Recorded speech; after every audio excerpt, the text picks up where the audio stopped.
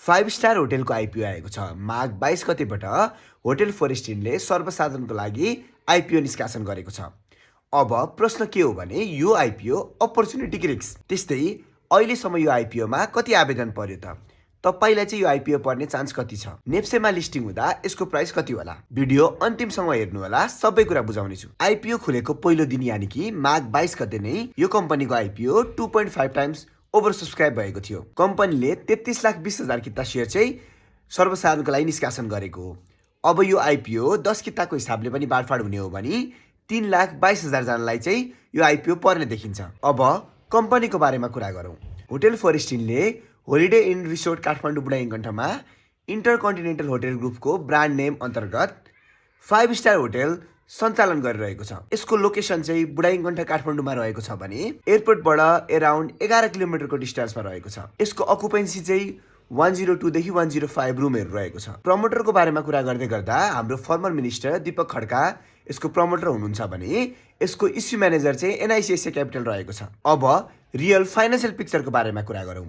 यो कम्पनीले IRN BB- rating पाएको छ। यसको अर्थ फाइनेन्सियल अब्लिगेसन समयमा तिर्न सक्ने क्षमता यो कम्पनीको छ, तर मोडरेट रिस्क डिफल्ट पनि छ। त्यस्तै फिस्कल इयर 81-82 अनुसार नेटवर्थ पर सेयर 90.65 रहेको छ, जुन चाहिँ पार भ्यालु भन्दा कम हो। अर्निङ पर सेयर चाहिँ नेगेटिभमा -16.86 रहेको छ। त्यस्तै पेब्याक पिरियडको कुरा गर्दै गर्दा सिम्पल पेब्याक चाहिँ 10.86 इयरमा, डिस्काउन्टेड पेब्याक पिरियड चाहिँ 15.33 इयर्समा रहेको छ। यसको अर्थ इनिसियल फेजमा प्रफिटेबिलिटीमा प्रेसर रहनेछ। सर्ट टर्ममा किन रिस्क हाई छ त? अब यसको बारेमा कुरा गरौँ। पहिलो नम्बरमा रहेको छ डेप्ट हेभी स्ट्रक्चर।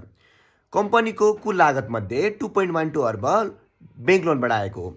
यसले पनि कम्पनीलाई इन्ट्रेस्ट पेमेन्टको ठुलो बोझ राख्छ। दोस्रो रहेको छ गियरिङ रेसियो = 1.52x। लोन इक्विटी भन्दा धेर भएकाले लिभरेज उच्च छ। रेभिन्यू स्थिर नहुँदासम्म प्रफिटेबिलिटीमा दबाव रहन्छ। नेक्स्ट 1-2 इयरसम्म लसको सम्भावना। हस्पिटालिटी सेक्टरमा नयाँ होटललाई ब्रेक इभनमा जान समय लाग्छ। यसले पनि अझै 1-2 वर्षमा लसको सम्भावना देखाउँछ। त्यस्तै अर्को रहेको छ टुरिज्म सेक्टरमा अत्याधिक निर्भरता। अकुपेन्सी रेट बढ्न overall foreign tourist inflow, conference, event, त्यस्तै ओभरअल इकोनोमीको ग्रोथ आवश्यक छ। नकारात्मक पक्ष मात्र होइन, यसको सकारात्मक पक्ष पनि धेरै छन्।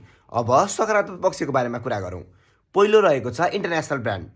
इन्टरकन्टिनेन्टल होटल ग्रुपको लाइसेन्स एग्रिमेन्ट अन्तर्गत यो 5 स्टार होटल सञ्चालनमा आएको। यसले customer centric reputation, premium customer एट्र्याक्सनको मद्दत गर्छ। त्यस्तै अर्को रहेको छ global booking and marketing support. त्यस्तै अर्को रहेको छ टुरिज्म डिकेट। नेपाल सरकारले 2023 देखि 2033 सम्म टुरिज्म डिकेट मनाइरहेको छ। यसले पनि यस होटलमा डिमान्ड बढाउन मद्दत गर्छ। त्यस्तै अर्को रहेको छ long term occupancy growth potential. पहिलो वर्षको रिपोर्ट अनुसार यसको अकुपेन्सी जम्मा 26% रहेको छ। लङ टर्ममा यसको अकुपेन्सी बढेसँगै प्रफिटेबिलिटीमा पनि इम्प्रुभ हुने कुरा देखिन्छ। यो कम्पनीको नेटवर्थ पर सेयर 90 को एराउन्डमा रहेको हुँदा यो कम्पनी पछि नेप्सेमा लिस्टिङ हुँदा 90 देखि 270 को रेन्जमा लिस्टिङ हुनेछ। निष्कर्ष सिम्पल छ, हस्पिटालिटी सेक्टरको इन्भेस्टमेन्टमा प्यासेन्स चाहिन्छ, तर डिसिजन सधैँ आफ्नो रिसर्चमा बेस्ड हुनुपर्छ। See you on next video.